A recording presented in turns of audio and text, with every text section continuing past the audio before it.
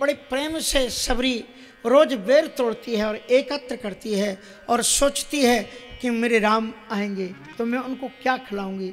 इसलिए जिन जिन वृक्षों के स्वादिष्ट मिष्ठान्न युक्त फल होते हैं, अब तर्क वितर्क तो लोग बहुत कहते हैं कि रामचरितमानस में नहीं लिखा है कि सबरी ने जूठे बेर खिलाए, लेकिन अगर आप यूं ही सबरी की बात याद करोगे तो मेरे दुनिया में ऐसा कोई भी नहीं होगा, सबसे पहले यही याद करेगा कि ये वही सबरी है जिसके जूठे फलों को राम ने खाया था।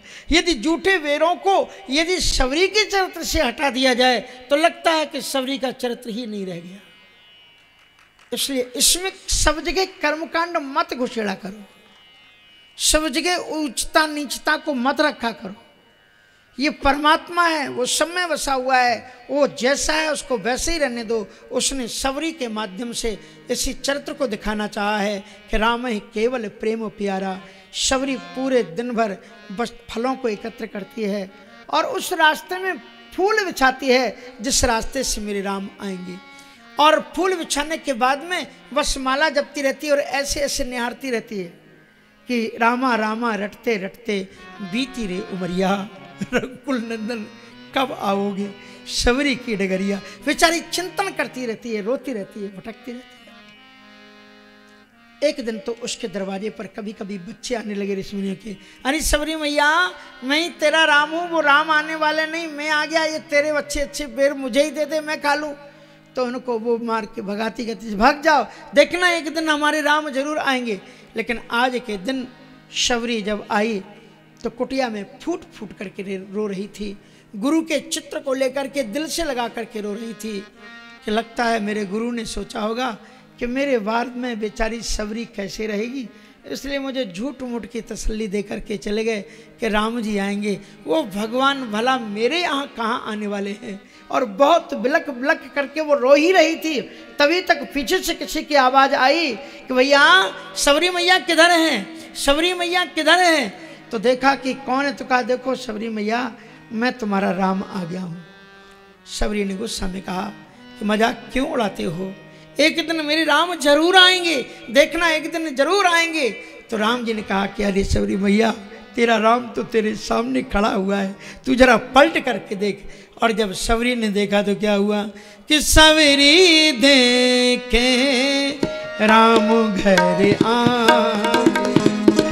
सबरी देखे राम घर आए, गुरु के बचन समुझ जिए भाई, गुरु के बचन समुझ जिए भाई। सर से जिलोचन बाहु विशाला, सर से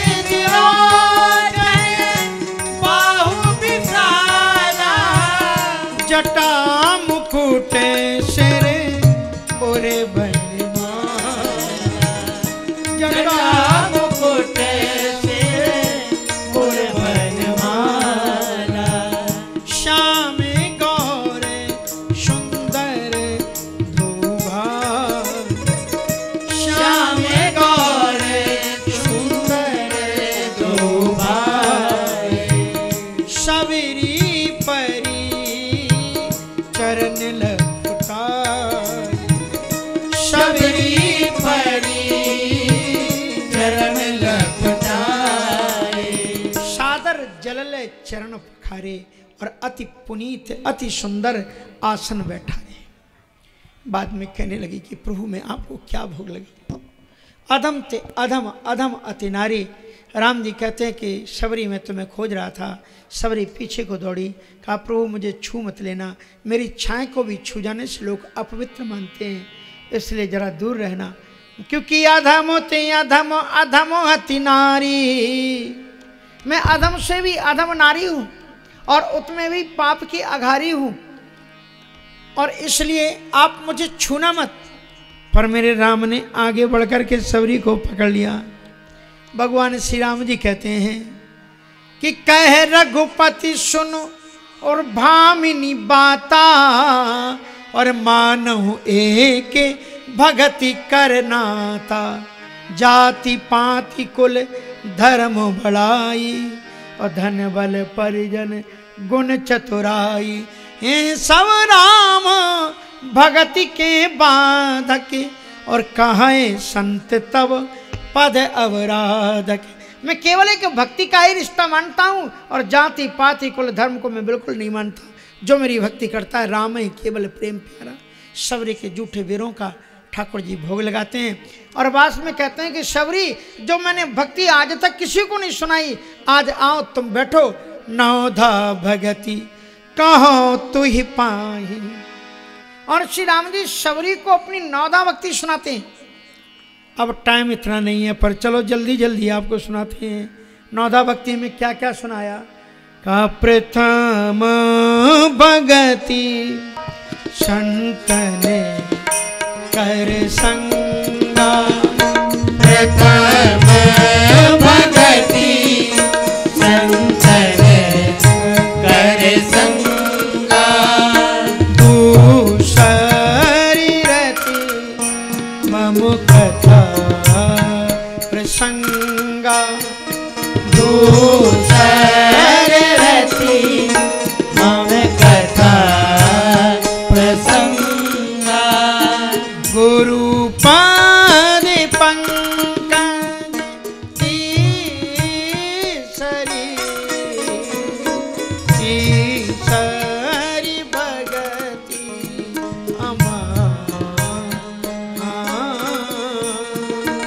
गुरु पाद पंकज सेवा ईसर भगति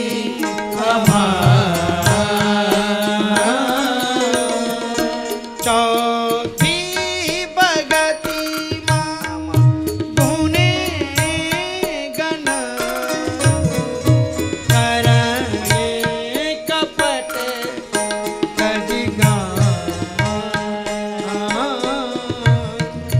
चौथी भगति गुण गण करए कपट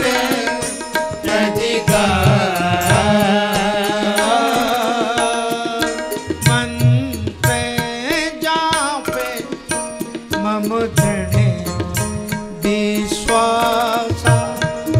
मंत्र जापे मम दृढ़ विश्वासा। पंचाम भजन शुभे विकासा। पंचाम भजन सुभेद प्रकाशा। छठ दाम शील विरति बाहु करे माँ। छठ नाम शील विरति बाहु कर माँ। निरते निरंतर सजय कर माँ।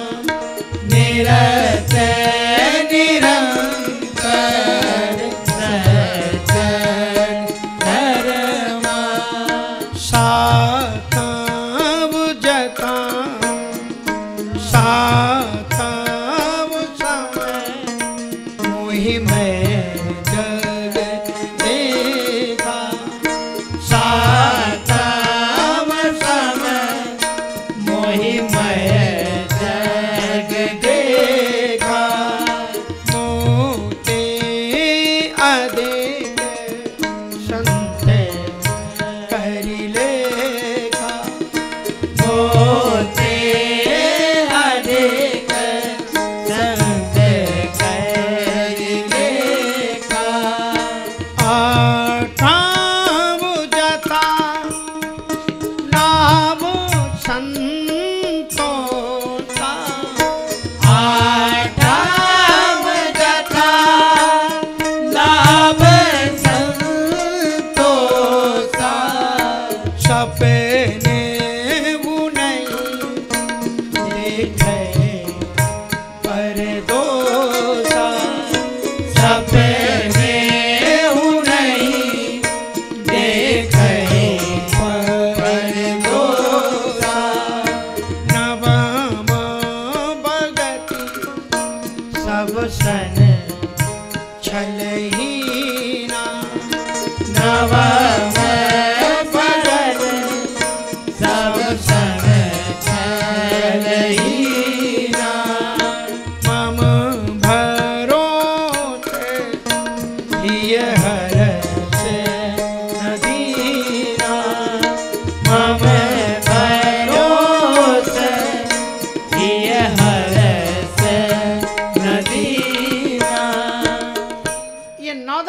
वर्णन प्रभु श्री राम जी शबरी से करते हैं। हमारे भारतवर्ष का ये परम सौभाग्य है कि हमारे जो श्रोतागण भी हैं, जो भक्त हैं, जो ग्रस्त लोग हैं, वो भी जानते हैं कि हमें क्या सुनना है। और मैं लगभग जानता हूं, किसी से भी पूछो तो हर कोई कहता है कि महाराज वो शबरी वाली नौदा भक्ति हमको सुनाना। आप जरा गौर से सुनिए, भक्ति की ये 9 सोपान है, 9 पार्ट हैं, एक के बाद में एक, एक के बाद में एक। सबसे पहला चरण क्या है? पहली भक्ति बताई संतों का संग। प्रथम भगति संतन कर संगा। और संतों का संग में जब तुम करोगे तो शताम प्रसंगान मम वीर्य संबदो भवंती हृत रस्न कथा रसायन जना। संतों के बीच में जाने से क्या होगा? का संत लोग भगवान की कथा कहेंगे और कथा कहने से तुम्हारे जो पाप है वो नष्ट हो जाएंगे और आपका अंतर प्रकाश का दीप जल उठेगा और आप अपने अंदर में बैठे हुए परमात्मा को देख पाओगे। मेरे में तुम्हारी प्रीति जगा देंगे, क्योंकि तुम सहजता में भगवान में प्रेम नहीं जगा पाओगे। लेकिन संतों में जब आप बैठोगे, संतों के द्वारा जब राम के प्रभाव और स्वभाव को जानोगे तो आपके दिल में राम से प्रेम जग जाएगा। तो प्रथम भगति संतन कर संगा, संतों का संग करो। नारद जी ने अपनी कहानी सुनाई है कि जब वो दासी पुत्र थे तो इन्हीं संतों के प्रभाव से ही बाद में वो ब्रह्मपुत्र बन गए। और उसमें अनेकों की कथाएं हैं। आप जानते हैं कि कौन थे पहले? हमारे वाल्मीकि जी महाराज, लेकिन सत्संग के प्रभाव में करुणा और दया के वो सागर बन गए। इसलिए प्रथमा भगति संतन कर संगा, संत आपके स्वभाव को बदल देंगे और भगवान में जोड़ देंगे। और दूसर रतिमम कथा प्रसंगा। और दूसरी कथा, दूसरी भक्ति क्या है? तो कहते हैं कि संसार में बंधन का कारण क्या है? का बंधन का मूल कारण है दूसरे के गुणों में आसक्त होना। दूसरे के गुणों में जब ये श्रीमद् भागवत के 3 स्कंद में श्री बहुत सुंदर ये उपदेश कपिल देव भगवान देवहूति को दे रहे हैं। और वो कहते हैं रतंबा पुंसी मुक्तये, मुक्ति का एक ही साधन है कि परम पुरुष में, परमात्मा में तुम्हारा प्रेम हो जाए। पोथी पढ़े पढ़े जग मुआ, लेकिन पंडित भया न कोई। और ढाई आखर प्रेम का, पढ़े सो पंडित होय। तो कहते हैं मुक्ति क्या है? बोले रतंबा पुंसी हेतवी, परमात्मा के चरणों में प्रेम ही मुक्ति का साधन है। ये दूसरी भक्ति है। और तीसरी भक्ति क्या है? कहा गुरुपद पंकज सेवा। जो तुम्हारा सदगुरु है, जो तुम्हारा गुरु है, गुरु ब्रह्मा गुरु विष्णु। अब जब तुम्हारे गुरु हैं ही नहीं तो फिर तुम कहां से करोगे? इसलिए जीवन के रहते हुए जितने जल्दी हो सके गुरु का वर्ण कर लेना चाहिए। आज हमारे पास में आए कुछ सज्जन की महाराज जी गुरु दीक्षा लेनी है। हमने कहा अब तो आप विलंब हो गया आपको, अब तो आप वृंदावन आना या फिर हम कभी यहाँ आएंगे तो होगा, अब ये संभव नहीं है। तो गुरुपद पंकज सेवा, निष्काम भाव से गुरु की चरणों की सेवा करने से क्या होगा? तुम्हारा गुरु में प्रेम बढ़ जाएगा। और किसी में प्रेम बढ़ता है तो क्या फायदा होता है? बोले फिर हम उसकी बात को फॉलो करते हैं, उसकी बात को मानते हैं। और जब तुम गुरु के वचनों पर विश्वास करोगे, जिन गुरु के वचन प्रतीत न जेहि सपनों सुखत न सिद्धि कछुतो ही, तो तुम गुरु के वचनों के मार्ग पर चलते हुए तुम भक्ति का सच्चा पथ पकड़ लोगे। ये चौथी भक्ति हो गई। उसके बाद में कहते पांचवी भक्ति क्या है? बोले मेरे मंत्र का जाप करो। वो मंत्र कैसा हो? बोले मुझ में परम विश्वास रख के मेरे मंत्र का जाप करो। मंत्र जाप मम दृढ़ विश्वासा। लेकिन मंत्र कैसा होना चाहिए? बोले मंत्र जाप मम दृढ़ विश्वासा पंचम भजन सुवेद प्रकाशा। मंत्र वैदिक होना चाहिए। जिन देवताओं के नाम वेदों और उपनिषदों में हैं उन्हीं मंत्रों को आप ले सकते हो। देवताओं के मंत्र ऐरा गहरा जो मनमुखी देवता प्रकट किए हुए हैं उनके मंत्र तुम्हारा उद्धार नहीं कर सकते। इसलिए वेदों में प्रतिपाद्य, शास्त्रों और पुराणों में प्रतिपाद्य जो देवता हैं आप उन्हीं का मंत्र गुरु जी के द्वारा लो, मनमुखा मंत्र मत लो। मंत्र जाप मम दृढ़ विश्वासा पंचम भजन सुवेद प्रकाशा। और फिर कहते हैं कि छठदम शील विरति वह कर्मा। छठवीं भक्ति थोड़ी कठिन है। छठी भक्ति में कहते हैं इंद्रियों पर संयम रखो। जो मन में आया खा लिया, जो मन में आया पी लिया, जो मन में आया बोल दिया। आजकल वो लोग पता नहीं क्या होता है, वो कथा में भी कभी कभी देखते हैं लोग क्या करते हैं, हाथ को मेल छोटा करके फिर कहते कक्का, बगल वाले पर कक्का, तुम बोले बब्बा हम तो डूबेंगे सनम, तुमको भी डूब लेंगे। इसलिए ये छोड़ दो। अच्छा आपको लगता हो कि इतनी अच्छी चीज है तो गधा को डाल करके देखो। अगर गधा सूंघता तक नहीं है उसको, जर्दा को, तमाकू को, सुपारी को, पान को, मुख में कचर कचर कचर कचर, पता नहीं क्या स्वाद होता है। इसलिए छठ दमशील, इंद्रियों को दमन करो। दमन मानिए उनको कंट्रोल में करो, अपनी इच्छा से चलाओ। शील मानी चरित्रवान बनो, दूसरों के प्रति अव्यवहारिक मत बनो। बड़े बुजुर्गों का सम्मान करो, माताओं बेटियों का सम्मान करो, एक आदर्श पुरुष बनो। भक्ति का मतलब केवल ये नहीं कि केवल तिलक लगाओ, माला फिरते रहो, तुम बड़े भगवान के भगत हो गए। तुम्हारा आदर्श भी भगवान के नाम को लज्जित ना करे।